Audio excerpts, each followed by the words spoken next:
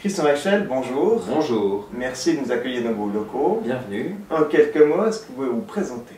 Bien volontiers, donc je suis l'un des animateurs et conseillers conjugaux de l'association Antenne Couple, qui est principalement située à Lausanne et dans la région lausannoise. Nous avons un peu des antennes à gauche et à droite, mais principalement ici.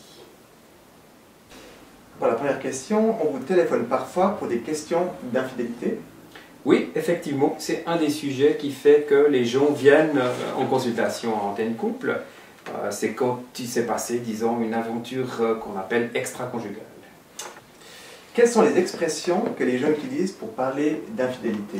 Alors bien sûr qu'il y a le mot infidélité, mais quelquefois c'est j'ai trompé mon partenaire, j'ai trompé mon conjoint, j'ai commis adultère, je l'ai trahi ou j'ai été trahi. Enfin, il y a le mot trahison qui revient assez souvent.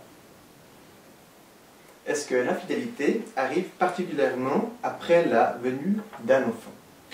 Oui, parce qu'il y a une petite phase quand même qui est difficile.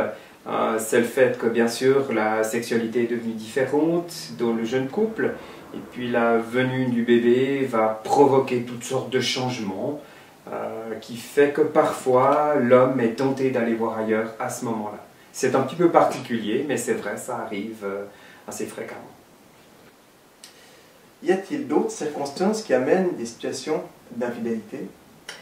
Alors, disons principalement, c'est quand on se trouve à une sorte d'étape, un carrefour de la vie, je dirais un moment où par exemple une femme recommence à travailler.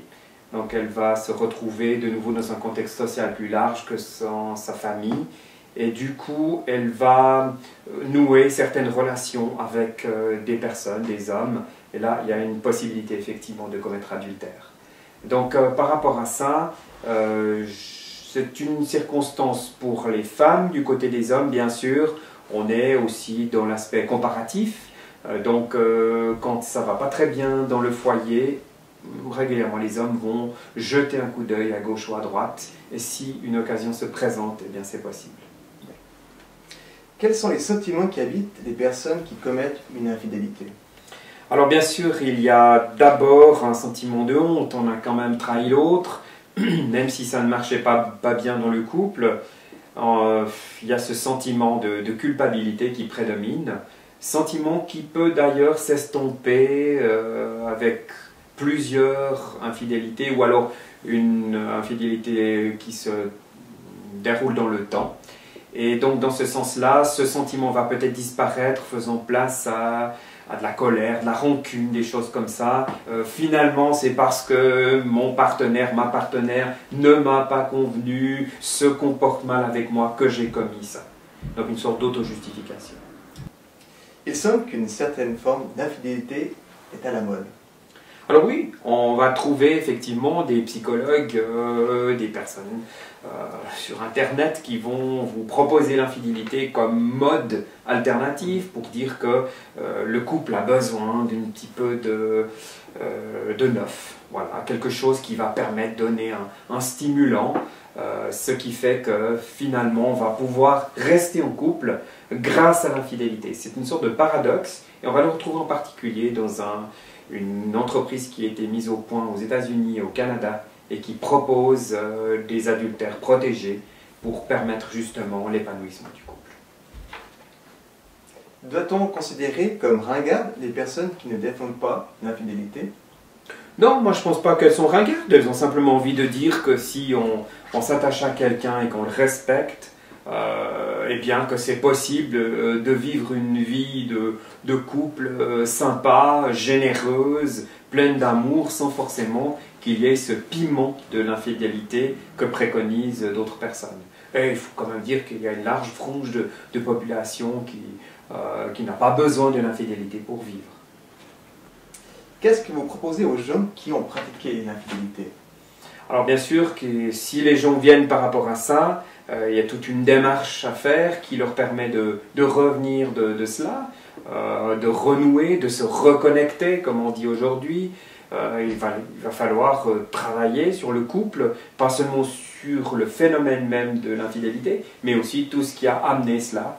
Et donc, ça va signifier certainement une thérapie de couple, qui en général est entreprise par des gens qui ont envie de ne pas mettre leur couple par terre. Y a-t-il des différences entre hommes et femmes qui vivent l'infidélité? Oui, c'est vrai, une femme qui vit l'infidélité va s'attacher différemment à la personne avec qui elle va vivre une aventure sexuelle.